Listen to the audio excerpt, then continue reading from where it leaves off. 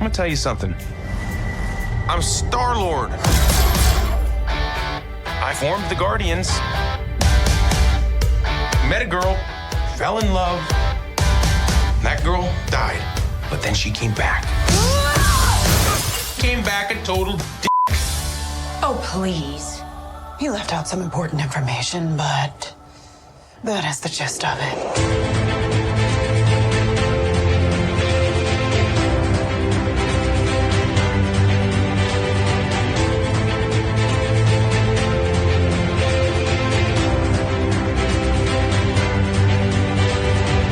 Hello and welcome back to A Stark Contrast, where we discuss the differences and similarities from Marvel Comics to their MCU counterparts. And we are your hosts, Geoffrey and Dai. Hello, everybody. Hello, everybody. Welcome back. Welcome back. Oh, you know, that's funny that you say that, because did you realize that our last actual mini Marvel was a double doozy after our Gwen Stacy Part 2 episode? Oh, it was when we recorded two episodes in one night? Yeah.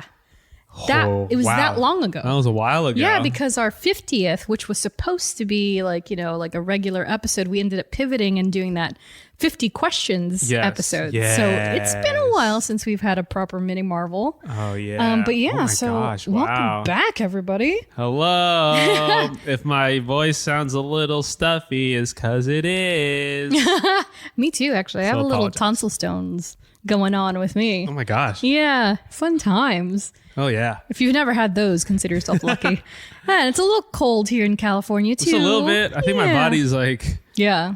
What are you doing? Like, what are we doing here? Like, it's like 80, it's 85 degrees one week, and then it's like 65. Exactly. Cold.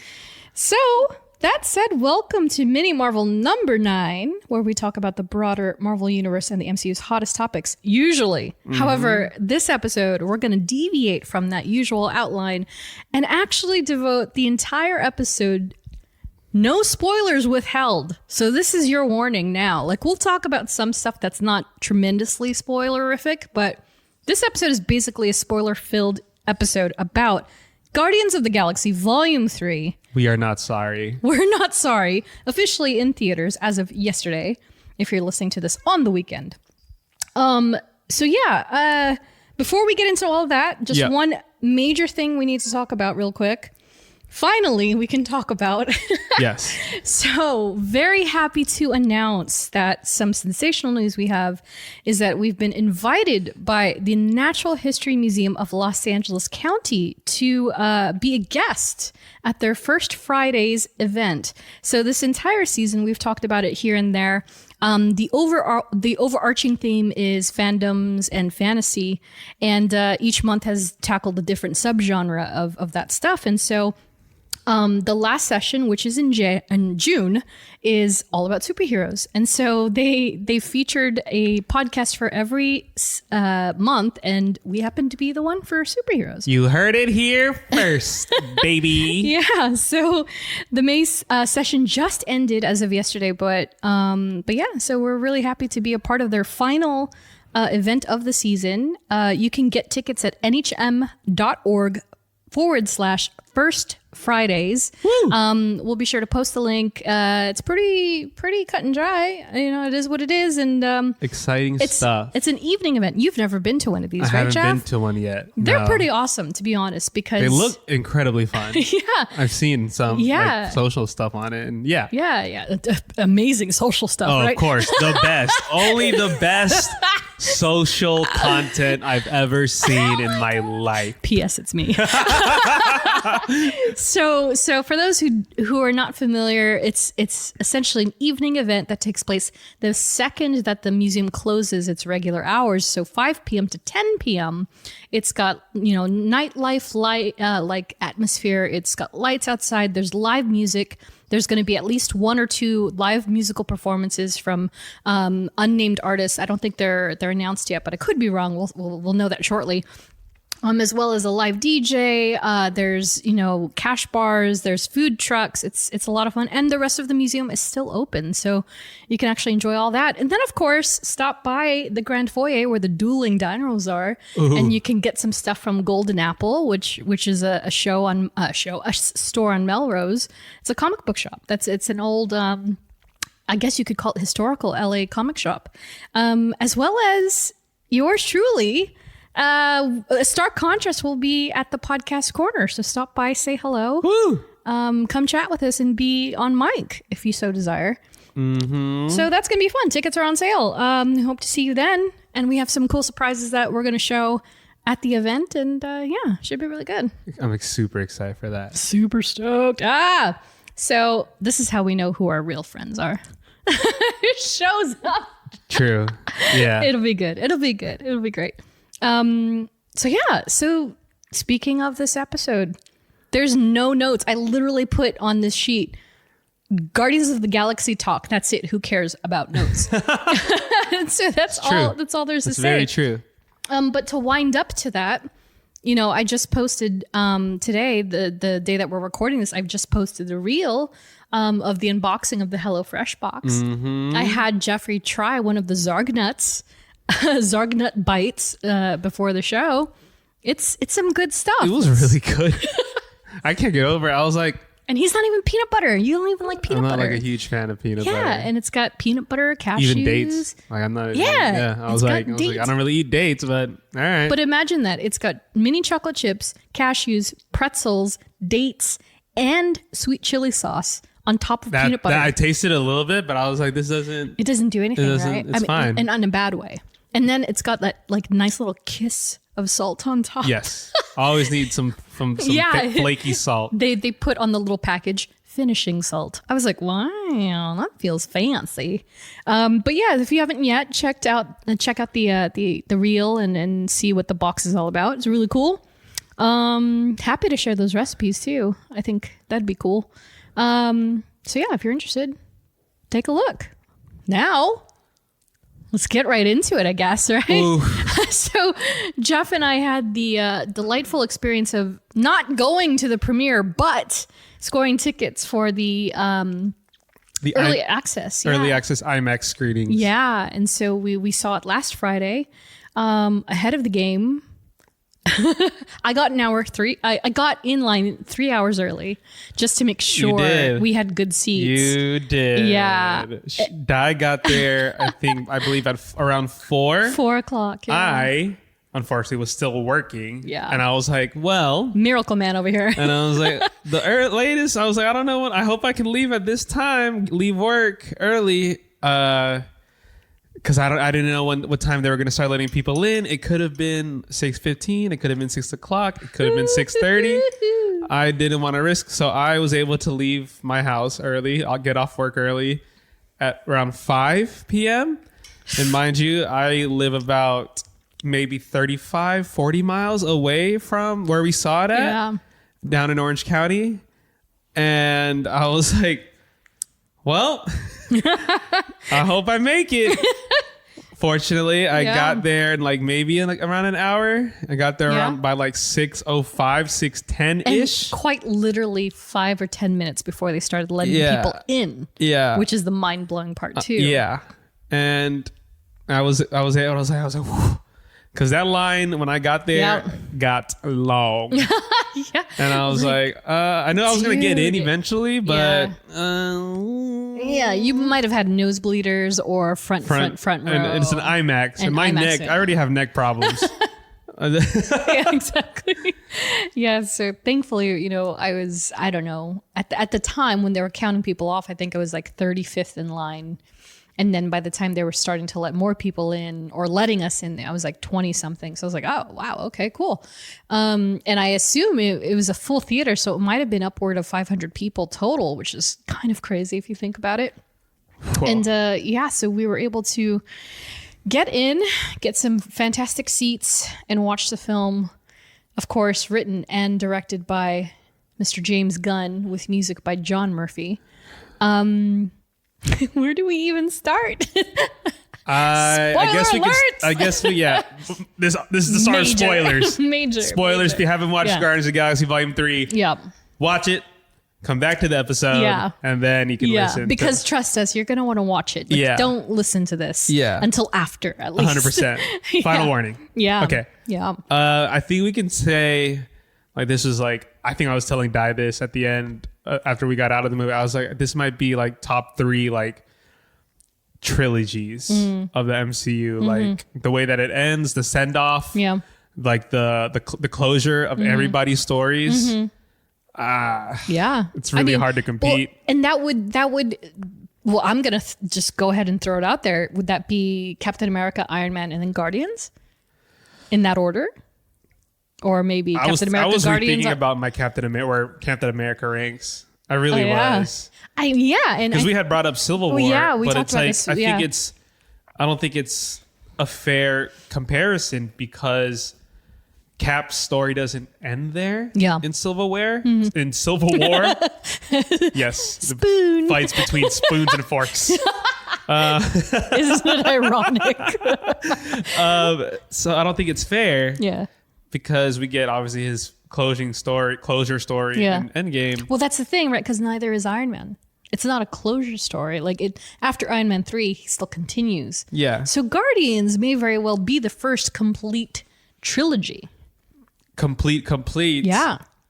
Up until the very second post-credit scene, Yes. which we'll bring it up at the We'll end. talk about it in a bit. Yeah. But no, I felt this truly feel yeah. like like it's the end. Yeah. Because for not sure. even, and I don't know what kind of power James Gunn has, but damn, like, because Quantumania obviously doesn't have that feel. Yeah. No, not at all. Thor: Love and Thunder No. definitely doesn't have that No, feel. not at 'Cause all. It went to a 4th movie, but it still doesn't have that. Yeah.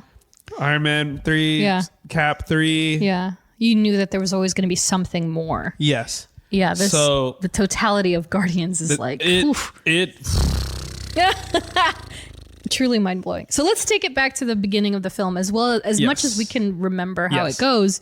So immediately we're reintroduced to the Guardians and they're on Nowhere where we left them from the holiday special. Yes. And so they're essentially they've taken the remnants of what happened in Infinity War to the planet, to the galactic, space floating space head. Yes. The Celestial the head. celestial head, yeah. And they're rejuvenating it. They're taking care of the people and making sure that it's working again. I guess. Yes. Basically just Yeah. a functioning society Functioning, yeah. for them that they can Yeah. empower. And I love that almost instantly as well. Like we jump into Rocket and his flashback as a baby.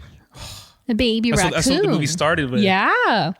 The adorable little baby raccoons like playing together is the opening, I believe is the opening scene. And that kind of treatment is something that James has always done with Rocket. Like he ended volume 2 with Rocket crying. And then Yes. now he's opening volume 3 with Rocket as a baby.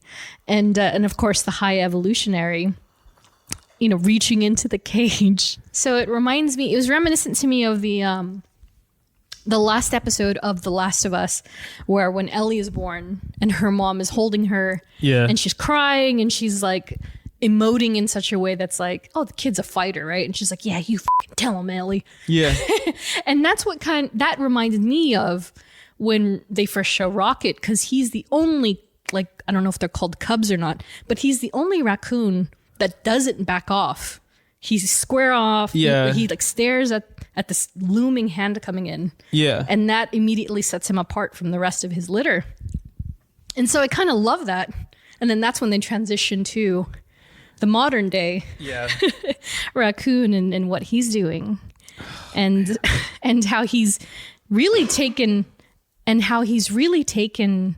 like a place with not only Nowhere but the Guardians, Yes. because our dear Peter Quill Yeah. is basically a drunkard, Yeah. He's just like Yeah. not in a good place. not in a good place, fighting with Rocket, like very much like the first volume. Yeah. When they're in the bar and Rocket's drunk and he's just blah, blah, blah. Yeah.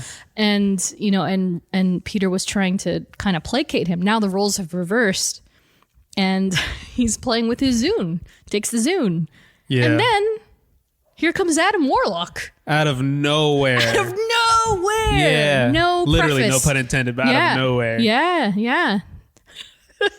Jesus. I want to say Will Poulter played a really good. Yeah.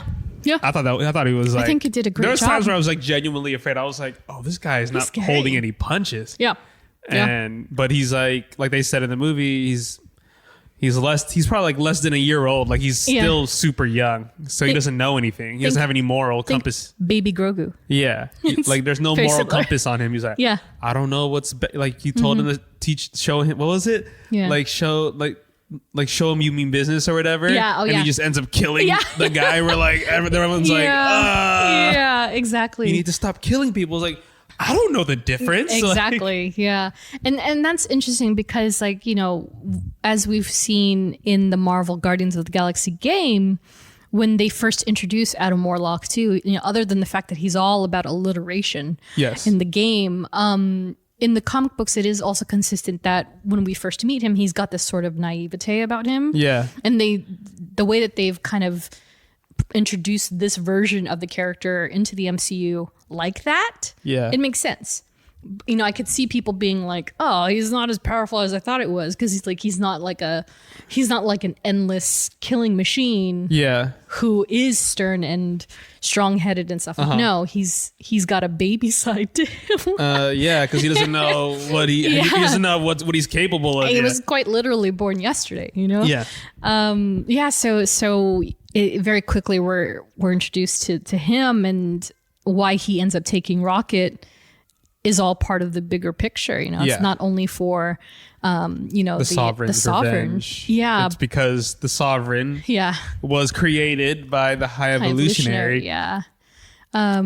Which is just, and it was so interesting because I was wondering, like, how were they going to introduce that character, right? Because without getting too dense and too far in the weeds, with that character and the lore, and I think James did a really great job. He was daunting.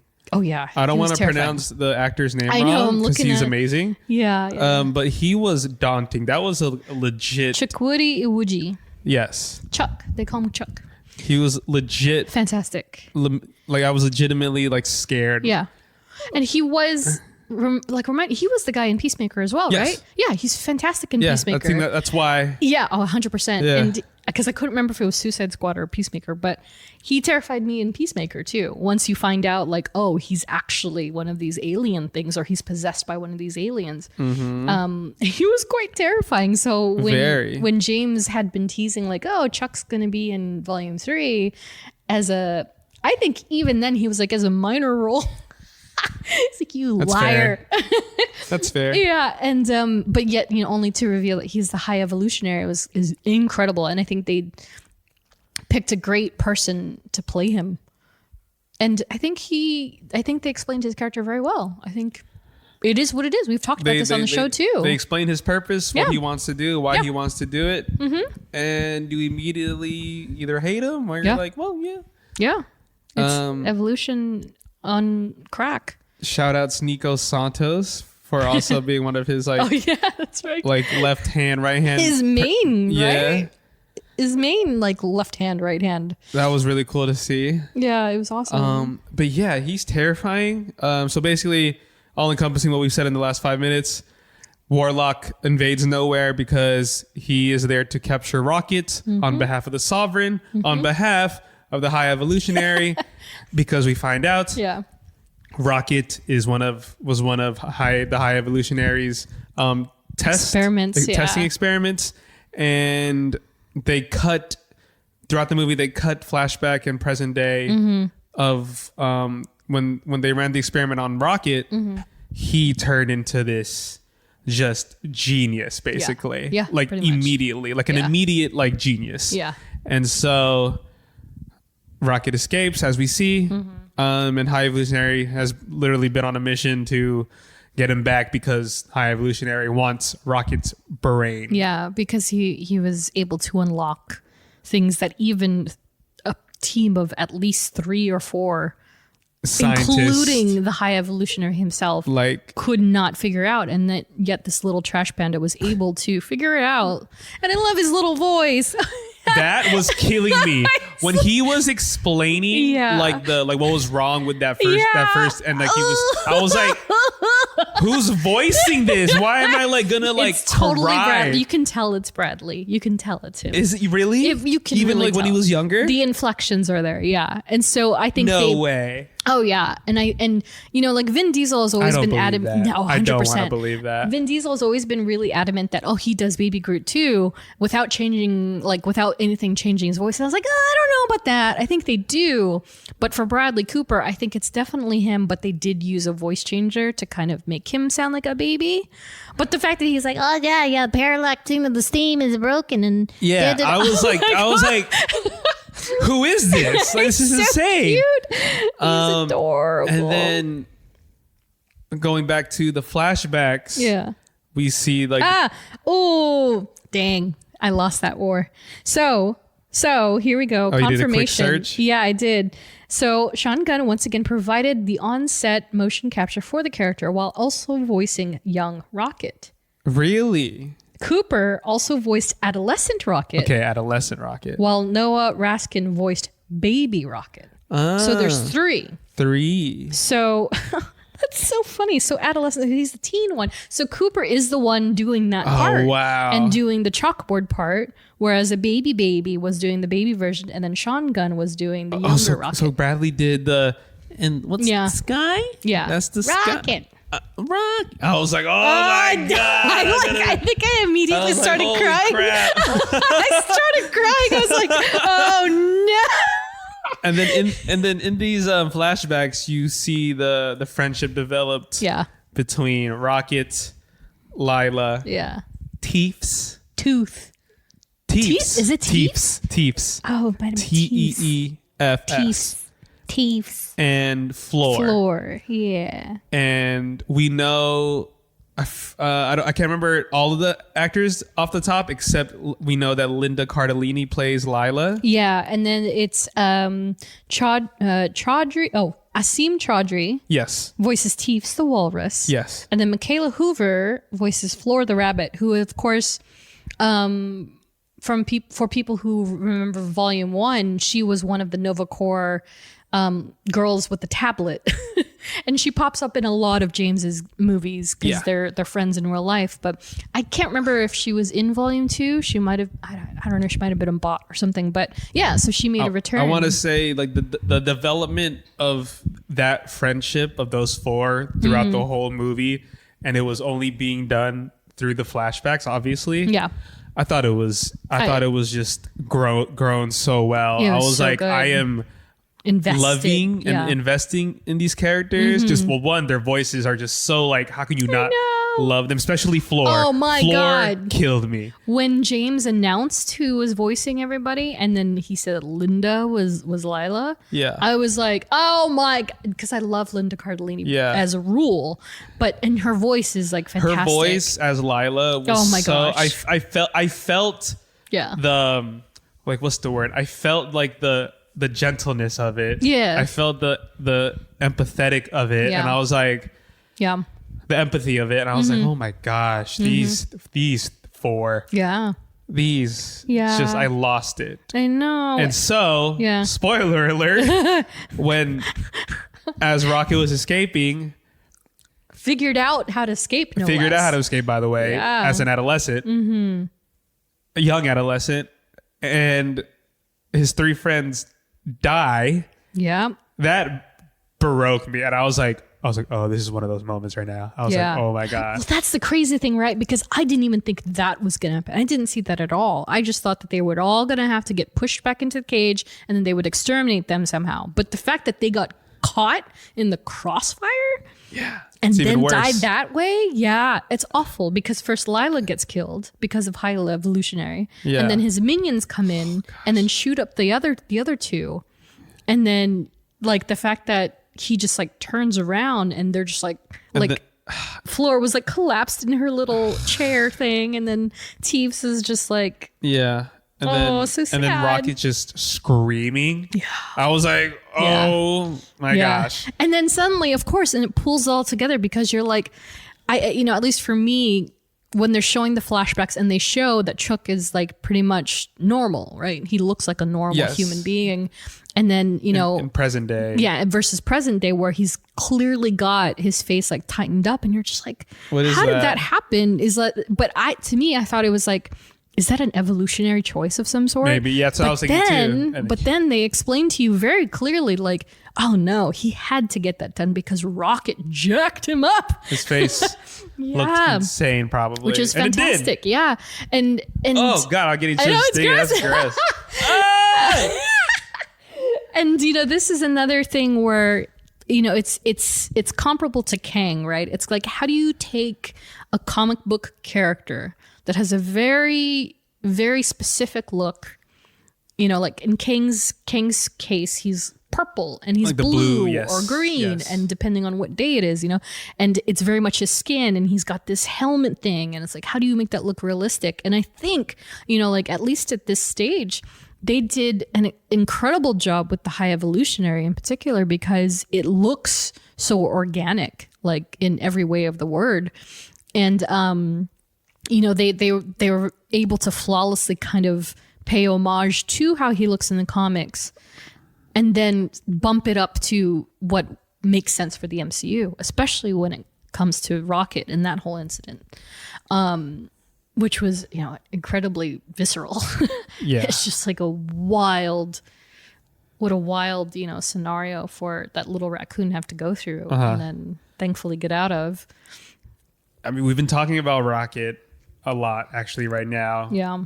And that's kind of the core, obviously that's the core of the movie, is saving Rocket. Mm-hmm. And so to do that, you need to figure out his background and his story, and yeah, which of course, to backtrack is like, it's an interesting way that they even like how they introduce that, because like, okay, so Warlock crashed and he failed to retrieve him, whatever, they get him back and then they try to use the med pack on him and then it fritzes. It fails because of his mechanisms, and then he's got a kill switch on because of the High Evolutionary. And so then the fact that the Guardians were able to realize, okay, we need to unlock this, like quite literally, from inside, they have to unlock his system to allow him to not have the kill switch thing. And so, like, I thought the way that they introduced that whole arc, and then involving the Sovereign and what part they play in all of that, just interlinking stories, because it was absolutely easy to derail.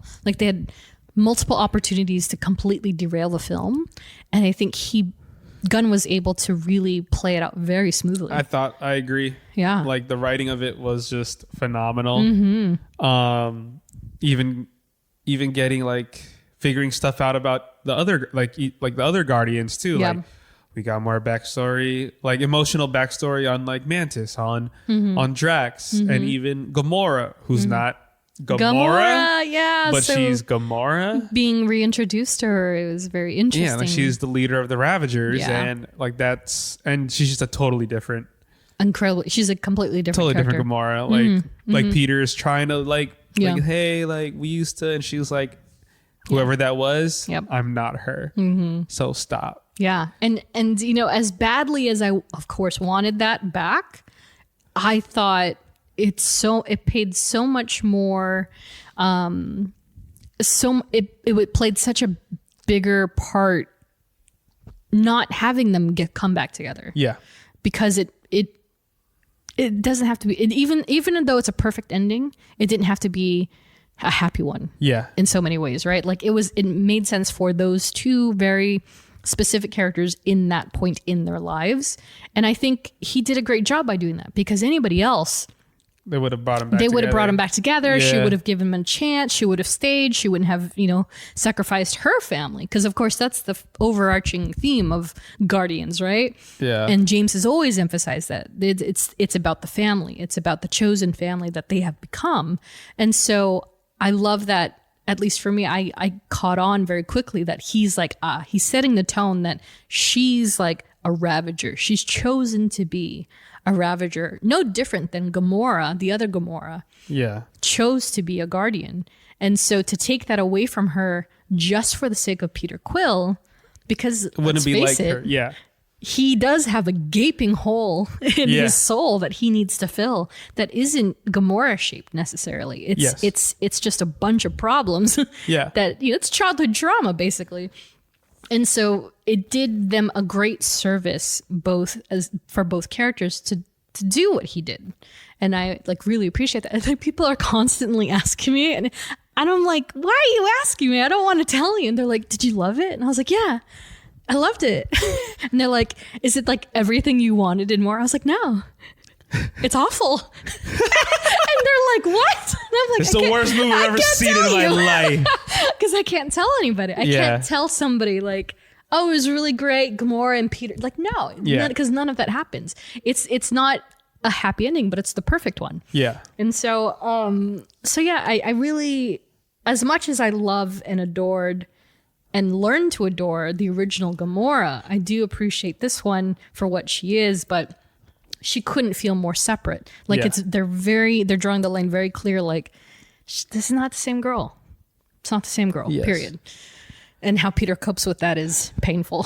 Yeah, it's just painful. And then like just we're tailing on like backstories of the Guardians. I love Mantis and Drax like backstory, like from the beginning of their story to how it ends in the movie, where Mantis, she's kind of been quote unquote punching bag of the Guardians, you know, like because she's an empath, right? Yep.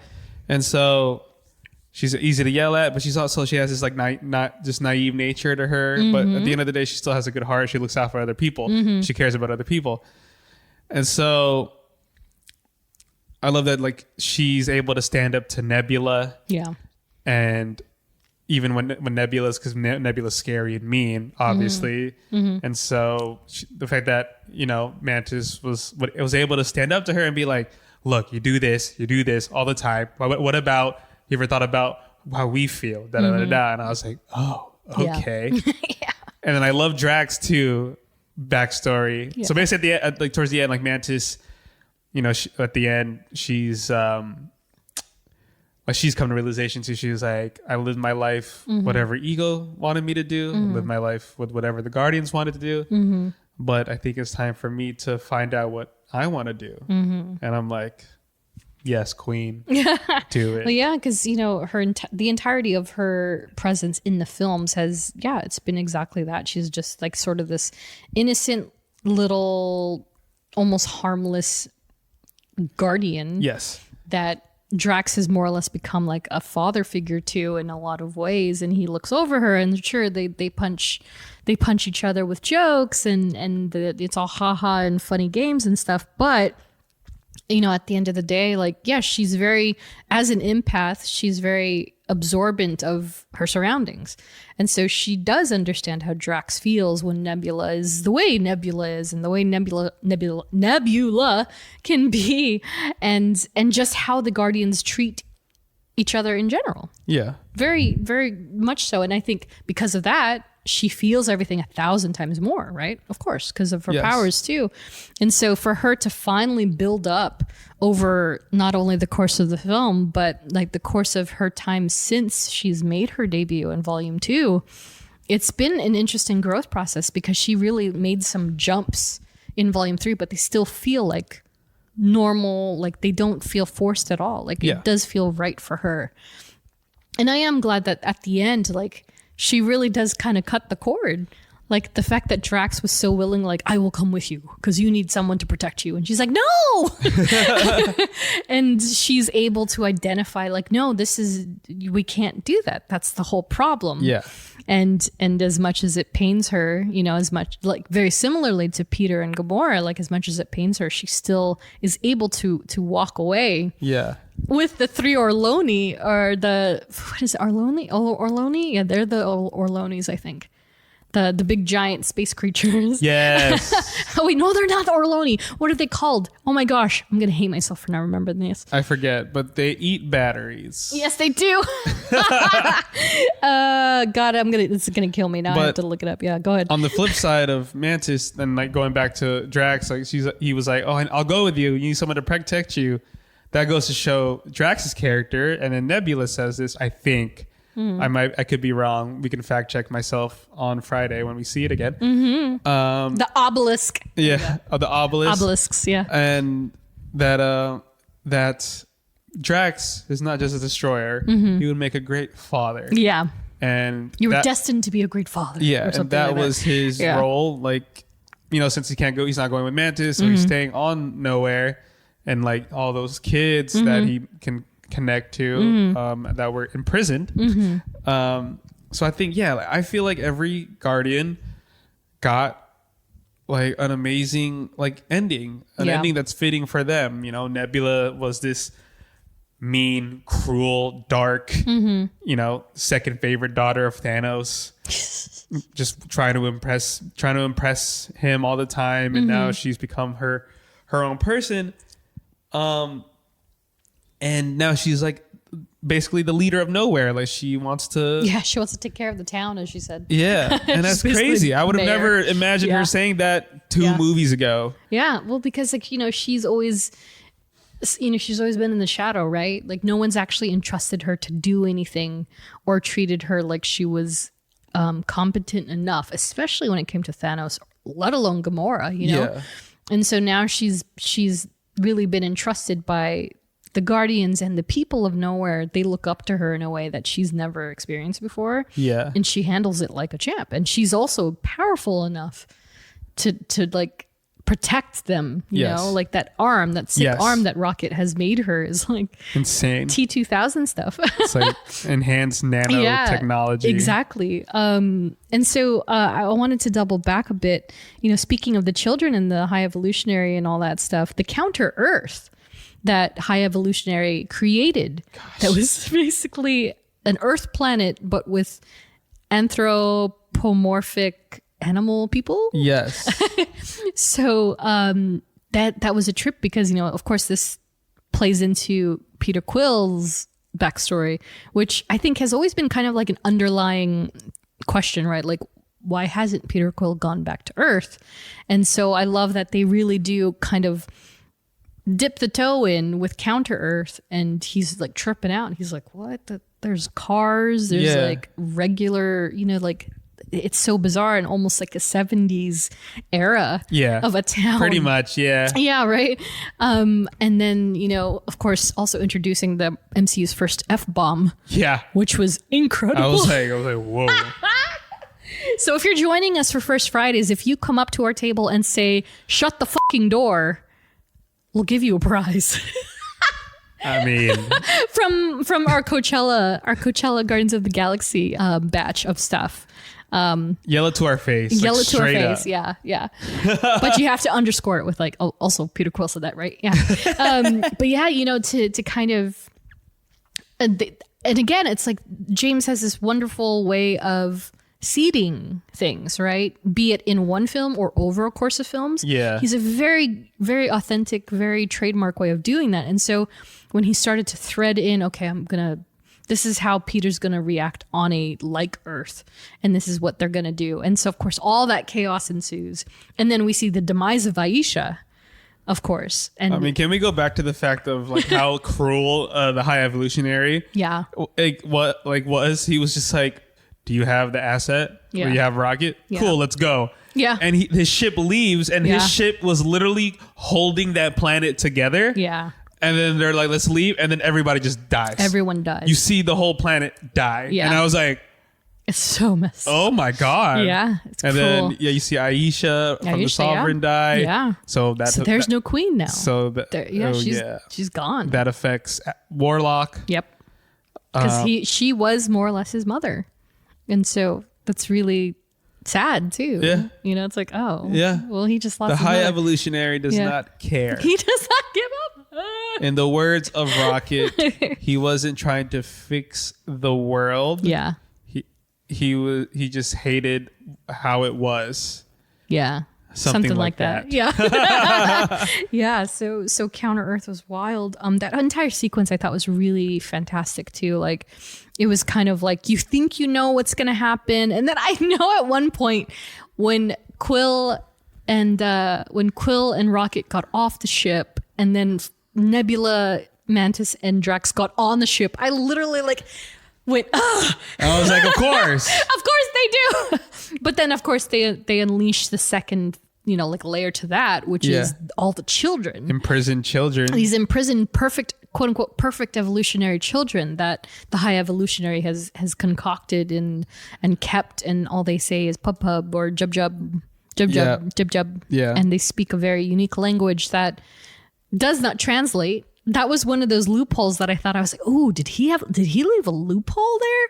Because again, the Guardians have these, implanted transmitters that translate everything. Yeah. And so for some reason, they don't understand anybody that was on Counter Earth, let alone the Jub Jub kids. Yes. But Drax does. Drax does, of all people. Drax knows their language and he was able to communicate with them. But yeah, I mean, maybe we attribute that to his fatherly instincts. Exactly. But it's really adorable and fantastic. And so Kai Zen is the main kid.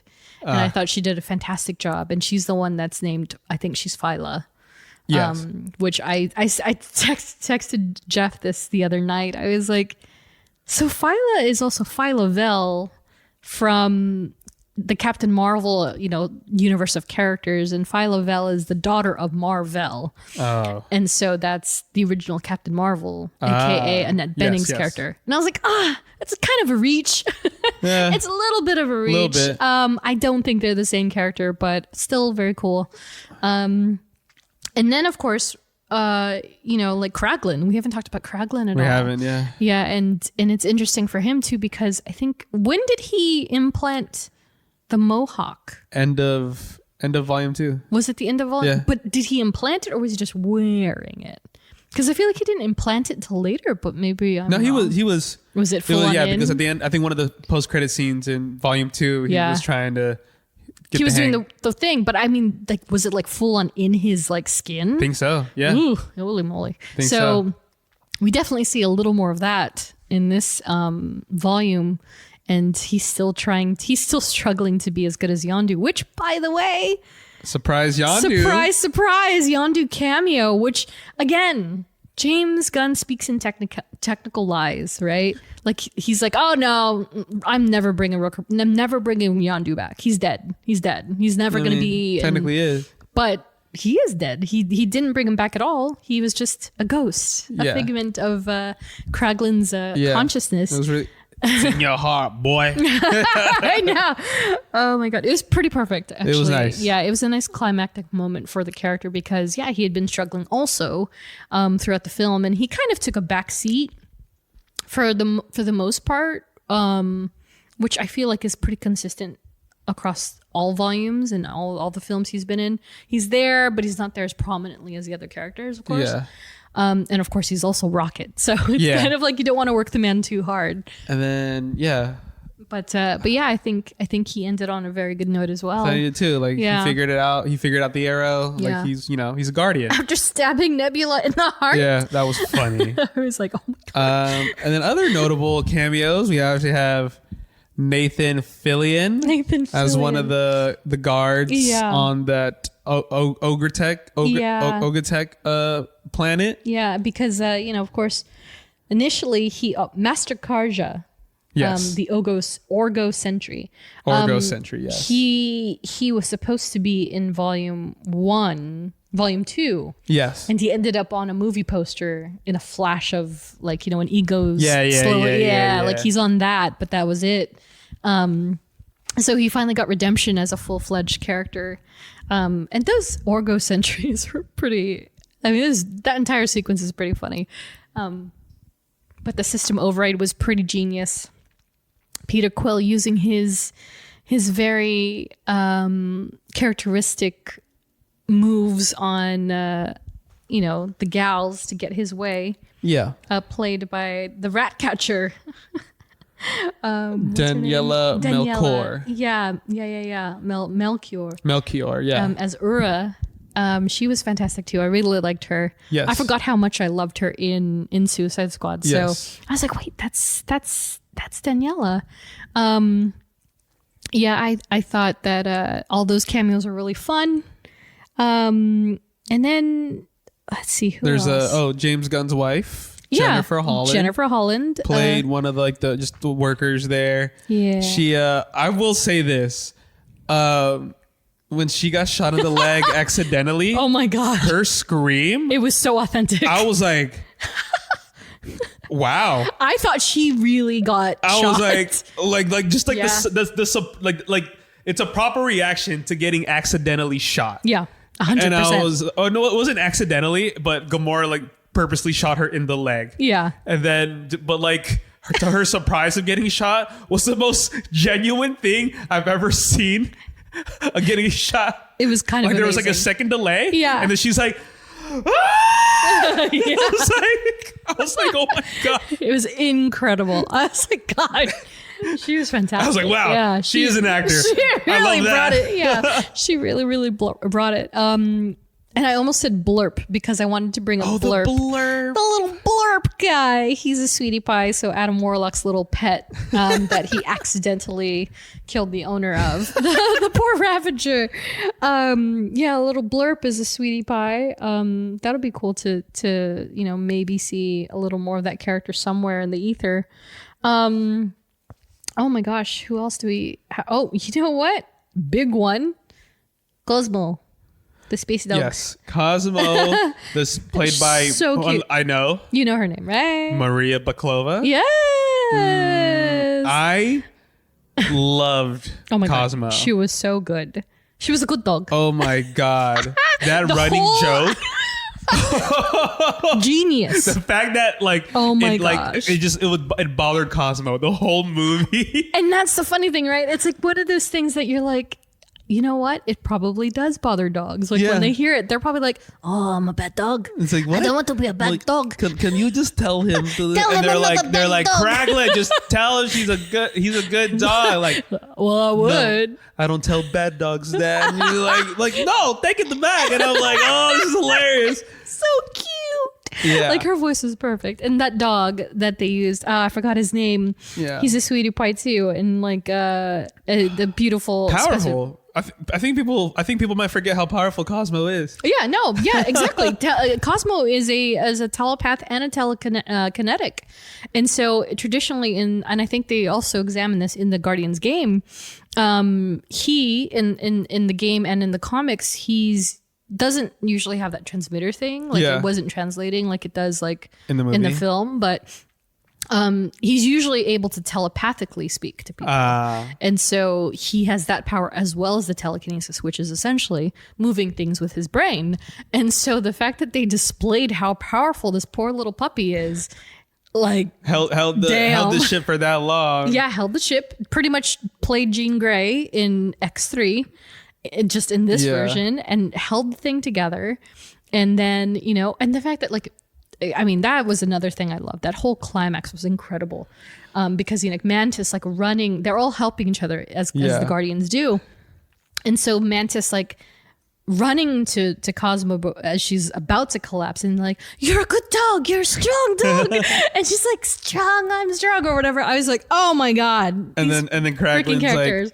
like, "You are a good dog." Yeah. And She's like, "I knew it." She's like, "I knew it. I knew you didn't So mean it." cute. I loved it. Oh my God. Such a great dynamic. I was telling Dai this in the middle of the scene that was happening. Like, so they say from the end of the movie, they're saving the kids that were in prison, and then Rocket goes and finds where all the animal test subjects are, and that was an emotional moment too. I was like, oh my God. Yeah. He's like, "Oh my God, my people." Yeah, Rocket was like, exactly. "My people." Yeah. And the Guardians come in. They're like, "Rocket, we need to go." And Rocket's like, "We need to save." I was like, "Oh, they're on the ship." And they're like, "No, all of them, Yeah. including the animals. Yeah. And then it's just like a pause of like, where is everybody? Yeah. And then they're just all running out with all the animals. And I was like, yo, I was telling Dai, I was like, this is some Noah's Ark stuff right here. Exactly. It was insane. Yeah. Yeah. I thought they said the higher life force. I know, because he was like, that guy especially was pulling on like what looked like a giant like space warthog Yeah. onto the ship, And then the onto monkey nowhere. like just yeah. like scratches. You're like, yeah, ah. yeah, it was wild. I mean, and also of course the classic moment, officially that Rocket finally saw the species that he is. and I didn't even realize that. yeah, they've never called him Raccoon. Yeah. It's just Rocket. It gave me Scarlet Witch vibes. Yeah, it's very similar, right? And so he, of course, again, the way that James seeds things and also the running jokes of things, that this is a joke that stemmed from Volume 1. And I'm not a raccoon, I'm not a trash panda, all these jokes. There's also a joke where he's like, you're a raccoon. And he's like, a what? Yeah, exactly. and then I think my favorite bit is from Volume 2 when, he's like, I'm not a raccoon. And he's like, oh, you're a trash panda or whatever he says. And he's like, is that better? And he's like, no, it's worse. So much worse. Yeah, exactly. And so for Rocket to then, in this moment of, heroism, he opens up the cage and he's like, oh, screw this. I'm going to take all the kids. And then looks at that and looks like, what is it? Procyon Loader, which is raccoon. Yeah. And so he's like, oh. And so, of course, which pays off at the very end, where he says Rocket Raccoon for the first time. I was like, ooh. Yeah, I love it. Nice. Yeah. So you finally get Rocket Raccoon in the MCU. And I just wanted to touch on some of the smaller cameos. Of course, Sylvester Stallone back as Stakar, Ogard, as well as Michael Rosenbaum as Martin X. There's a few characters that came back from the holiday special as well. Although I don't think that Miley Cyrus came back as her character. She didn't. No, I didn't. But think who did? Well, I mean, you have it right in front of you. Who? It was Tara Strong. Oh yeah, Tara Strong. Yeah, exactly. The movie's a lot of fun, guys. Fantastic. You're gonna laugh. You're gonna cry a lot. Yeah. And then you're gonna be happy. You're gonna have a sense of nostalgia. I know I did, especially the very ending song gave me so much nostalgia. I was like freaking out in my seat. And then one last Guardian we haven't talked about the ending of was so basically the ending of the movie. Yeah. We reached that when we were talking about the saving of the animals and the life forms. Obviously, this is the end of the Guardians trilogy. So at the end of this movie, they actually disband, yeah. Break up, quote unquote, the team, or it's just it's another version of the team. Yeah. So this first version of the Guardians is done. And I would even say this is the second or third. Because the initial 5 from Volume 1. But they've only added. They've never taken away. Exactly. They've just added. except for 2, Yondu. Right, yeah, of course. And then version 2 with Mantis, of course. Yes. And Nebula. And then now with Cosmo and Kraglin more full-time. Yeah. Yeah. And so at the end, they kind of have and this... no Gamora. Yeah. They have this, circle. Look at this. Bunch of idiots standing in a circle. Yep, as usual. Brought it back. They brought it back. But this time they're disbanding. And like we said earlier, based on Mantis and Drax and Nebula's, like how they are leaving off, I think Peter was the first one to bring up that he needs to step away. And then once Peter decided to step away, Mantis too, I forget their siblings.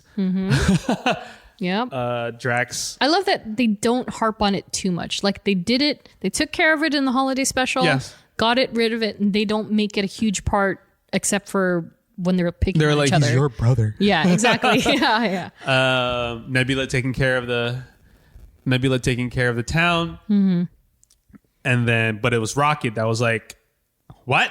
Like, who's gonna, you know, guard the galaxy? Yeah. And then Peter's like, well, this always has been like a you thing, Captain. Yep. And then Rocket's like, oh. Yep.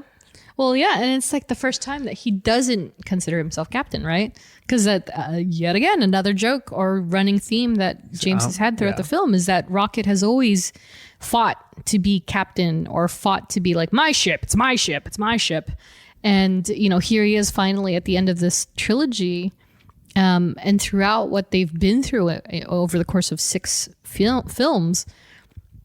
And he doesn't even see it right in front of him. Like, hey, no, buddy, you're the captain now. Like, it's you. It's all you.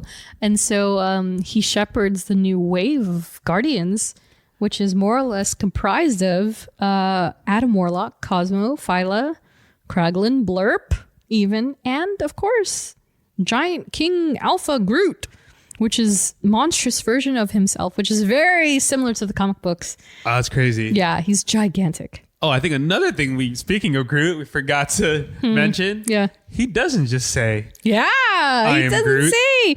So, well, that's the thing, right? It leaves it to interpretation. Yeah. Is it us just hearing what they hear for once, or does he factually say, "I love you guys"?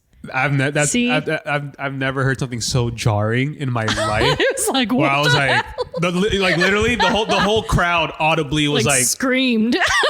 audibly gasped. Yeah. We were like, Yeah. what? Yep, exactly. So yeah, we'll get to those new Guardians, but then we have Quill, his decision to return. leave the Guardians and return to Earth and find his grandpa. Which honestly, like that is something I didn't realize I was waiting for so long. Yeah. I'd always felt like he would never go back because he said it himself. He's like, why would I ever want to go back? That's where my mom died. Yeah. And it was like, yeah, but you do have family there. Like, and so for them to really tie it back and bring him back home to that very place, and the fact that his grandfather was still alive. Yes. I think that was the more surprising thing for me, that he was alive. He was still alive. Yeah. But I'm glad that he is. Yeah. Very sweet. It was just, for me, when I saw that, and like Quill walking Earth, I was like, whoa, this is something I didn't know I wanted to see. And we'll probably, I was going to eat my words in a bit. I was like, we probably won't see that. But Yeah. the very last post-credit scene, we see Star-Lord, or we see Quill and his grandpa just having breakfast at the table. I know, it's so weird seeing Peter Quill in like sneakers. Yeah, it's just, And you a know, t-shirt. a regular morning, you know. And then the screen goes white and it says the legendary Star-Lord Yes. will return. So and everyone was crazy. like, ooh, Yeah, what? dude. Someone got a solo film. Or Like, series. I something. don't know. He got a solo though. That's Yeah. that's 100%. That's what that cover is from. That's from the legendary Star-Lord. So Oh, yeah. That's so the name I of the just comic. Yeah, I just pointed Okay. to my comic book cover from Chris Anka, and yeah, that's number 2. But yeah, that's that comic book. And so the legendary Star-Lord, of course, in the MCU sense, has always been Peter Quill's like alias, right? Like every time you see it on screen or something, even in the volume 2 like promotional materials, it was always tagged as the legendary outlaw. And so the fact that they would just actually do that and kind of put the legendary Star-Lord now will return is kind of that's a big deal, dude, because it very much means it's not just Star-Lord will return, it's the legendary Star-Lord will return. And so there's a lot of meaning behind those exact words. So I think that they're gonna do either a full-fledged film or a full-fledged series that's just about Peter Quill, and maybe he's still on Earth, maybe it's the Earth then catapulting him back to space somehow. yeah, I'm interested how Yeah. they approach it, because I was telling Dai, I was like, that's interesting because I don't see anyone else. I personally wouldn't want anyone else touching Peter Quill / Star-Lord unless it was James Gunn. Yeah. Like, that's just my opinion. No, for sure. And I think Pratt has been very vocal that, as long as it was either the Russos or Gunn, he would be 100% down for anything. So the fact that he's willing to do something else unless not. It's either unless one of the situations where you find a director that maybe the studio and Pratt Yep. can trust. Yep. And then you have Gunn EP it. Mm-hmm. But that's also really tough because like James is like as of after this Friday when the movie comes out, Yep. he's full on DC mode. Yep. At least for the next 5 years. Yep. You know what I mean? So it's like, I don't know. That's just me. How they go about it. That means someone agreed to it. Yeah. You know, Pratt agreed to it. James gave the okay. I'm so intrigued, and I think that they'll release more about it eventually because officially crowds are finding out, and so by the end of Thursday, if not Friday itself, it's going to be everywhere, and so people are going to be asking. And so now I'm going back and watching the interviews, and so when people are like, "So, or you know, like, does this really mean the end for you? Is this the end for you as Peter Quill?" And he's like, you know. Well, I'm definitely open to exploring more. It's like, you tricky little fox. He knows what he's doing. He knew, because he already knows. Chris Pratt is killing it this year. He's killing it. He's constantly winning as far as, his entertainment goes. So, but yeah, so, that's the next stop for Star-Lord, what it is and who it entails and all that. We'll never know. It is truly, he can be anything. It's endless. Yeah. It could be anything. We have no idea. But I want to see that suit. I want to see that would suit. Be cool. It's blue and white, but I want to see it. Yeah. But yeah, excited for that. Yeah. I was surprised to see that. I was like, oh, nice. Mm-hmm. Definitely didn't expect it. I didn't expect that either. It was a very happy surprise for me. And then back to the new Guardians, which I was also saying, I don't know if we'll ever see them again because obviously they said obviously this is a different iteration of Guardians. Yeah. So who knows if we'll ever see that iteration again on screen. Like we said, it was Groot, Kraglin, Cosmo, Rocket, Adam Warlock, and Phyla. And Blurp. And yes, that just seeing them all on screen together in that mid-credit scene, I was like, ooh, this looks, especially Adam Warlock. Yeah. I don't know if we'll ever see him again. Yeah. I'm sure we will because he's too powerful of a character to not get, but like I said, because they could easily tie him into Celestials and Eternal stuff. Easily. But now, with all these movies coming out, it's very, very hard for everybody that you want to explore every single character that is, presented on screen. Like Warlock is definitely one of those people where you're like, we need to see him because he is incredibly powerful. Yeah. And that's the wild thing, right? Because the jewel that is imprinted on his forehead in the comics, that used to be the Soul Stone. Oh. So that was a big deal. And so one of my hard theories when Infinity War had come out, I was like, what if in Endgame, it's Adam Warlock and he comes and he saves Gamora and from the soul world and all this stuff. But of course, the gem took a completely different journey in the MCU. And so now it's just some little thing. I don't know if it's a stone, if it's a little fragment of metal, whatever it is.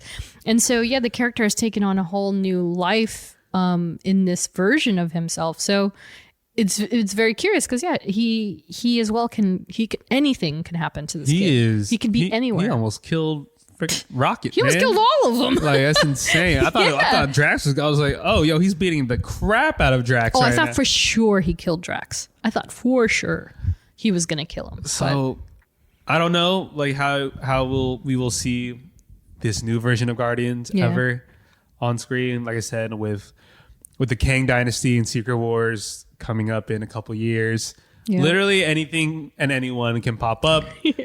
I hope fans aren't mad when certain people don't pop up. There's so many characters. Yeah. Even I'm like, holy crap. Even in Guardians 3, it's like, oh my God, there's a lot of characters. A lot of people. But everyone got equal screen time, I think. And nobody felt shorted. Yeah.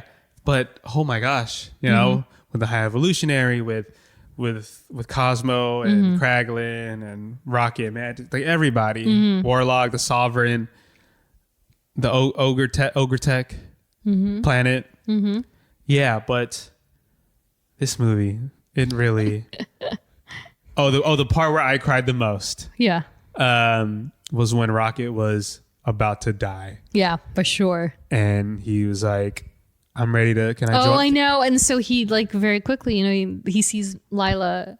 And Teefs and Floor. yeah. He was like, "Can I join?" And you I guys? knew that was going to happen. I was like, oh no, please don't do it. Please don't do it. Please do it. He's like, I think I'm ready to go now. And then she's like, okay. And then she's like, but not yet. She's like, "Stop." Yeah, not yet. Not yet. You still have purpose left. And I was like,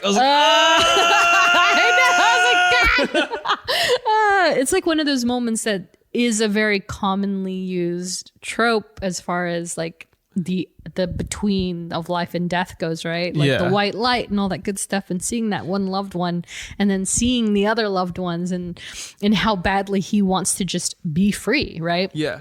And so I think the very clever thing that they have done with the marketing for this film is that they kept pushing it like, oh, let's just take one more, what is it? We all go into the sky together, right? We'll go into the sky. Yeah. Into the forever. Right. And so everybody's under the impression that he means the Guardians. It's like, no, he means his original family and how their fate panned out and how he almost just like goes for it because he's like, you know what? Yeah, that's where I belong. And it's like, well, not quite Not yet. yet. Not yet. Yeah. Finally got the scene where in the trailer, like when Quill was like Yeah, screaming. I was screaming. like, who is he Yeah. hovering over? Yeah. And it was Rocket. Yeah. But he was about to die. Yeah. I think that's he when was practically he dead. was apparently, yeah. Yeah, And yeah. like that's where I was like starting to lose it. I was like, oh no. Dude. I was like, And also, I mean, not to like discredit, well, one thing is that it's amazing that they've really articulated that they're best friends.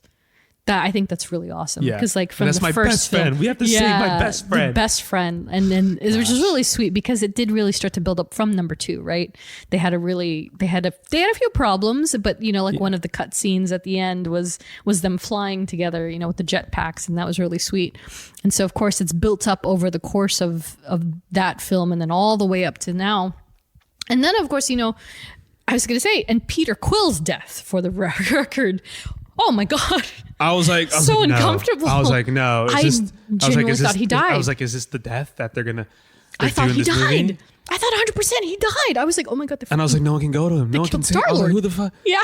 I didn't know that there was one person who can, but I was like, I don't know where he is. Yeah. And it was Warlock. Didn't even think of him. Like as soon as I started to see like his face puff up, and I was like, oh. That's why I was like, he's gone. I was like, this is it. yeah. This is it. Because that's what happens to you when you die in space. It's really gross. But he was there out just enough, Yeah. and Adam saves him. With the portrait of Adam, like homage again with Oh, the hands. Yeah. And which I guess James has done officially twice now. I don't know if he did it in volume 2, but he definitely did it in 1 with the final fight with against Ronan. Oh yeah. Yeah. And then now this one, which is really clever and something he loves to do.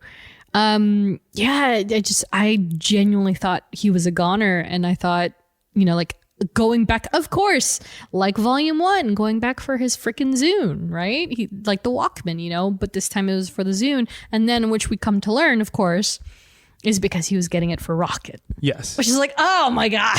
Like one layer after another. They're just like, you hurt? Hold on. We're still going. And I just think the ending of the movie, like I brought up earlier, just where he plays the Zune across the whole the city, the town. Yeah. And it's Florence and the Machine. Florence and the Machine, yeah. And it's just like the most perfect book ending song. Yeah.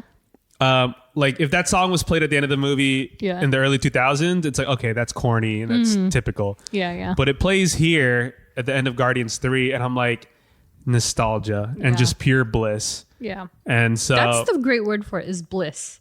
Yeah. It's just like, we just almost died and our planet almost just, was gone. Yeah.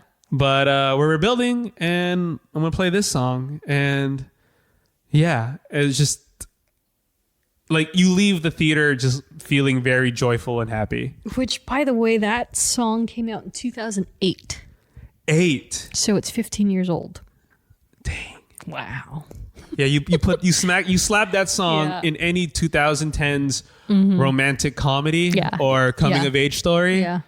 It's like, okay, yeah, that's corny, that's typical. Yeah.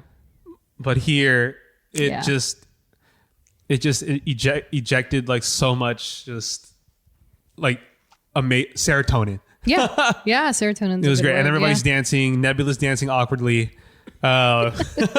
She's so good. She's so good. Yeah. The movie is amazing, Yeah, guys. it's fantastic. Everyone needs to watch it if you're looking for the best 2.5 hours Yeah. of your life. All the headlines are right. I think it really is like it's a perfect ending for a trilogy. I think It's a great MCU film. Now like, that we've talked about it, I Yeah. think it is my favorite trilogy. yeah, for I sure. think it has to be. I think so too. I think it's certainly, if it like for you or for anybody that isn't me, that isn't 100% Guardians biased, I think if it's not your favorite, you can at least agree it's definitely the strongest because it's very cohesive in every way. Like Easily. he didn't leave anything unmentioned, like even to the point where Gamora and Peter are parting ways, like she doesn't leave him completely wounded, right? She's like, oh, you two must have had a lot of fun, huh? Yeah. And he's like, you have no idea. Yeah. And like the fact that that's her breaking point with him, like that's the cutting of the cord with him, and they can just separate. Like it's not like an abrasive, like she's just gonna leave him just to scorn him, you know what I mean? Yeah. But they did it in a very good way that, like, of course it hurts, but it's what had to be done. Yeah. Perfectly done. And Agreed. it was great. And it's a polar opposite from